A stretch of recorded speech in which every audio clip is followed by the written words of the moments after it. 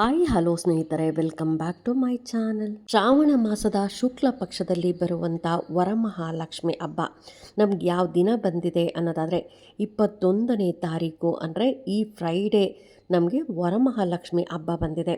ಹಾಗಾಗಿ ವರಮಹಾಲಕ್ಷ್ಮಿ ಹಬ್ಬದ ದಿನ ಮಹಾಲಕ್ಷ್ಮಿಗೆ ಯಾವ ರೀತಿಯಾಗಿ ಮಡ್ಲಕ್ಕಿಯನ್ನು ಕಟ್ಟಬೇಕು, ಇನ್ನು ಈ ಮಡ್ಲಕ್ಕಿಯನ್ನು ಏನು ಮಾಡಬೇಕು ಅಂತ ಕೂಡ ತಿಳಿಸ್ಕೊಡ್ತಾ ಇದ್ದೀನಿ.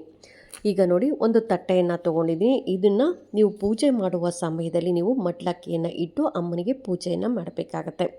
ಸ್ವಲ್ಪ ಜಾಸ್ತಿನೇ ಅಕ್ಕಿಯನ್ನು ಹಾಕಿ ಅದರ ಮೇಲೆ ವೀಳ್ಯದೆಲೆ ಹಾಗೆಯೇ ಅಡಿಕೆ ಮತ್ತು ಒಂದು ಅರಿಶಿಣದ ಕೊಂಬನ್ನು ಕೂಡ ನಾನು ಈ ತಟ್ಟೆಯಲ್ಲಿ ಇಟ್ಕೊತಾ ಇದ್ದೀನಿ. ಅದ್ರ ಜೊತೆ ಅರಿಶಿಣ, ಕುಂಕುಮ ಹಾಗೆಯೇ ದಕ್ಷಿಣೆ ನೀವು ಎಷ್ಟು ಬೇಕಾದರೂ ಇಡ್ಬೋದು. 11 ರೂಪಾಯಿ, 21 ರೂಪಾಯಿ, 51 ರೂಪಾಯಿ, 101 ರೂಪಾಯಿ, ಈ ಥರ ನಿಮಗೆ ದಕ್ಷಿಣೆಯನ್ನು ಇಡ್ಬೋದು. ಅದ್ರ ಜೊತೆ ನೀವು 5 ಥರದ ಹಣ್ಣುಗಳನ್ನು ಇಡ್ಬೋದು, 2 ಥರದ ಹಣ್ಣು ಇಡ್ಬೋದು, ಅಥವಾ 3 ಥರದ ಹಣ್ಣು ಕೂಡ ಇಡ್ಬೋದು. ಅದ್ರ ಜೊತೆ ಅಮ್ಮನಿಗೆ ಬಳೆ ಬಿಚ್ಚೋಲೆ ಅಂದರೆ ಅದರಲ್ಲಿ ಅರಿಶಿಣ, ಕುಂಕುಮ, ಕಾಡಿಗೆ ಮತ್ತು ಹಾಗೆಯೇ ಬಳೆ ಕೂಡ ಬಂದಿರುತ್ತೆ. ಅದು ನಿಮಗೆ ಎಲ್ಲ ಅಷ್ಟಂಗುಂಬದ ಅಂಗಡಿಗಳಲ್ಲಿ ಬಳೆ ಬಿಚ್ಚೋಲೆ ಅಂದರೆ ನಿಮಗೆ ಕೊಡ್ತಾರೆ. ಅದ್ರ ಜೊತೆ 1 ಡಜನ್ ಆಗಷ್ಟು ಬಳೆಯನ್ನು ಕೂಡ ಇಟ್ಟಿದ್ದೀನಿ. ಇನ್ನು ಅದಕ್ಕೆ ನೀವು ಸೀರೆನೂ ಕೂಡ ಇಡ್ಬೋದು, ಇಲ್ಲ ಅಂತಂದರೆ ಬ್ಲೌಸ್ ಪೀಸು ಕೂಡ ಇಡ್ಬೋದು. ಇನ್ನು ಒಂದು ಕೊಬ್ಬರಿ ಬಟ್ಲನ್ನು ತೊಗೊಂಡಿದ್ದೀನಿ. ಅದ್ರ ತುಂಬ ಉರುಗಡ್ಲೆಯನ್ನು ಹಾಕಿ ಅದ್ರ ಜೊತೆ ನಾನು ಇಲ್ಲಿ ಖರ್ಜೂರವನ್ನು ಇಟ್ಟಿದ್ದೀನಿ. ನೀವು ಖರ್ಜೂರನೂ ಇಡ್ಬೋದು, ಇನ್ನು ಡ್ರೈ ಫ್ರೂಟ್ಸನ್ನು ಕೂಡ ಇಟ್ಕೊಡ್ಬೋದು. ನಾನು ಮಿಸ್ ಮಾಡಿದ್ದೀನಿ. ನಾನಿಲ್ಲಿ ಬೆಲ್ಲದ ಹಚ್ಚನ್ನು ಇಟ್ಟಿಲ್ಲ. ಇದು ಬೆಲ್ಲದ ಹಚ್ಚನ್ನು ಇದ್ರ ಜೊತೆ ಇಡಬೇಕಾಗತ್ತೆ.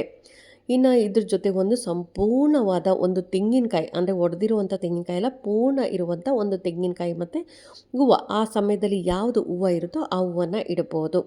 ಈ ರೀತಿಯಾಗಿ ಅಮ್ಮನಿಗೆ ಮಡ್ಲಕ್ಕಿಯನ್ನು ನೀವು ಒಂದು ತಟ್ಟೆಯಲ್ಲಿಟ್ಟು ವರಮಹಾಲಕ್ಷ್ಮಿ ಹಬ್ಬದ ದಿನ ಪೂಜೆ ಮಾಡ್ತಿರಲ್ಲ, ಆ ಸಮಯದಲ್ಲಿ ನೀವು ಅಮ್ಮನ ಮುಂದೆ ಬಲಭಾಗದಲ್ಲಿ ಇಡಬೇಕಾಗತ್ತೆ ಈ ತಟ್ಟೆ. ನೀವು ಪೂಜೆ ಮಾಡಬೇಕಂದ್ರೆ ಆಪೋಸಿಟಲ್ಲಿ ಇರ್ತೀರಲ್ಲ, ಆ ಬಲಭಾಗದಲ್ಲೆಲ್ಲ ಅಮ್ಮನನ್ನು ವರಮಹಾಲಕ್ಷ್ಮಿ ದೇವಿಯನ್ನು ಕೂರಿಸಿರ್ತೀರಲ್ಲ, ವರಮಹಾಲಕ್ಷ್ಮಿ ದೇವಿಯ ಬಲಭಾಗದಲ್ಲಿ ನೀವು ಈ ತಟ್ಟೆಯನ್ನು, ಮಡ್ಲಕ್ಕಿ ಕಟ್ಟಿರುವಂಥ ತಟ್ಟೆಯನ್ನು ಇಡಬೇಕಾಗತ್ತೆ.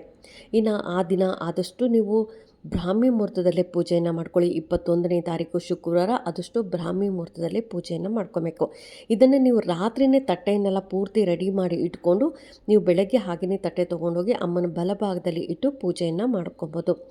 ನಂತರ ಏನು ಮಾಡಬೇಕು ಅನ್ನೋದಾದರೆ, ನೀವು ಕಲಶವನ್ನು ಕದಲಿಸಿ ನಾವು ಅದನ್ನೆಲ್ಲ ಅಲ್ಲಿ ದೇವರ ಹತ್ರ ಎಲ್ಲ ತೆಗಿತೀರ. ಆ ಸಮಯದಲ್ಲಿ ಮಡ್ಲಕ್ಕಿಯನ್ನು ನೀವು ಮಹಾಲಕ್ಷ್ಮಿ ದೇವಸ್ಥಾನಕ್ಕೆ ಕೊಡ್ಬೋದು, ಅಥವಾ ನಿಮ್ಮ ಮನೆ ಹತ್ರ ಯಾವುದಾದ್ರೂ ಅಮ್ಮನವರ ದೇವಸ್ಥಾನ ಇದ್ದರೆ ಅಲ್ಲಿ ಕೊಡ್ಬೋದು. ತುಂಬ ದೂರ ಇದೆ, ಅಮ್ಮನವರ ದೇವಸ್ಥಾನಕ್ಕೆ ಹೋಗೋಕ್ಕಾಗಲ್ಲ, ನಮ್ಮ ಮನೆ ಹತ್ರ ಯಾವುದು ದೇವಸ್ಥಾನ ಇಲ್ಲ ಅನ್ನೋರು, ನೀವು ಕೂಡ ಮನೇಲಿರುವಂಥ ಹೆಣ್ಣು ಮಕ್ಕಳು ಹಾಕ್ಬೋದು, ಸೊಸೆಯಂದಿರು ಕೂಡ ಈ ಮಡ್ಲಕ್ಕಿಯನ್ನು ತೊಗೊಬೋದು. ಯಾಕೆ ಅಂತಂದರೆ ನಾವು ದೇವರಿಗೆ ಅಂತಲೇ ಕಟ್ಟಿರ್ತೀರಿ. ಮನೆಯಲ್ಲಿರುವಂಥ ಮಹಾಲಕ್ಷ್ಮಿ ಅಂತಂದರೆ ಮನೆ ಹೆಣ್ಣು ಮಕ್ಕಳು ಹಾಕ್ತಾರೆ, ಸೊಸೆದಿರು ಹಾಕ್ತಾರೆ. ಹಾಗಾಗಿ ಮನೇಲಿರೋರು ಕೂಡ ತೊಗೊಬೋದು. ಇಲ್ಲ ಅಂತಂದರೆ ನೀವು ಮಹಾಲಕ್ಷ್ಮಿ ದೇವಸ್ಥಾನಕ್ಕೆ ಹೋಗಿ ಅಲ್ಲಿ ಕೊಟ್ಟಲ್ಲಿ ನಿಮಗೆ ಅದನ್ನೆಲ್ಲ ತೊಗೊಂಡು ಅವರು ಸ್ವಲ್ಪ ಅಕ್ಕಿಯನ್ನು ನಿಮಗೆ ಕೊಡ್ತಾರೆ. ಆ ಅಕ್ಕಿಯನ್ನು ತೊಗೊಂಬಂದು ನೀವು ಅಕ್ಕಿ ಡಬ್ಬದಲ್ಲಿ ಹಾಕೋದ್ರಿಂದ ನಿಮ್ಮ ಮನೆಯಲ್ಲಿ ಧನ ಧಾನ್ಯದ ಅಭಿವೃದ್ಧಿ ಆಗ್ತಾ ಹೋಗುತ್ತೆ. ಇದ್ರ ಜೊತೆ ನಿಮಗೆ ಎಷ್ಟಾಗುತ್ತೋ ಅಷ್ಟು ಅಮೌಂಟು ಕೂಡ ನೀವು ತೊಗೊಂಡೋಗಿ ದೇವಸ್ಥಾನಕ್ಕೂ ಕೂಡ ಕೊಡ್ಬೋದು. ಈ ರೀತಿಯಾಗಿ ಕೊಡೋದ್ರಿಂದ ಅವರು ಕೊಟ್ಟ ಅಕ್ಕಿ ನಿಮ್ಮ ಅಕ್ಕಿ ಡಬ್ಬದಲ್ಲಿ ಹಾಕ್ಕೊಂಡು ಯಾವುದೇ ಕಾರಣಕ್ಕೂ ಅಕ್ಕಿಯ ಅನ್ನದ ಕೊರತೆ ಆಗಲ್ಲ. ಹಾಗೆಯೇ ಧನ ಧಾನ್ಯದ ಅಭಿವೃದ್ಧಿ ಅನ್ನೋದು ಆಗ್ತಾ ಹೋಗುತ್ತೆ ವರ್ಷದಿಂದ ವರ್ಷಕ್ಕೆ. ಈ ವರ್ಷ ನೀವು ಈ ರೀತಿಯಾಗಿ ಮಡ್ಲಕ್ಕಿ ಕೊಟ್ಟು ಅಮ್ಮನವರ ದೇವಸ್ಥಾನದಿಂದ ತೊಗೊಂಬಂದ ಅಕ್ಕಿಯನ್ನು ಅಕ್ಕಿ ಡಬ್ಬದಲ್ಲಿ ಹಾಕಿ ನೀವು ಪ್ರತಿದಿನವೂ ಅದನ್ನು ಉಪಯೋಗಿಸ್ತಾ ಬರೋದ್ರಿಂದ ನಿಮಗೆ ಅದು ಅಕ್ಕಿ ಇನ್ನೇನು ಖಾಲಿ ಆಗ್ತಿದೆ ಅನ್ನೋದ್ರ ಜೊತೆಗೆ ನೀವು ಮತ್ತೆ ಅಕ್ಕಿ ಡಬ್ಬದಲ್ಲಿ ಅಕ್ಕಿಯನ್ನು ತುಂಬ್ತಾ ಇರಬೇಕು. ಈ ರೀತಿಯಾಗಿ ಮಾಡೋದ್ರಿಂದ ನಿಮ್ಮ ಮನೆಯಲ್ಲಿ ಯಾವಾಗಲೂ ಧನಧಾನ್ಯದ ಅಭಿವೃದ್ಧಿ ಅನ್ನೋದು ಆಗ್ತಾ ಹೋಗುತ್ತೆ.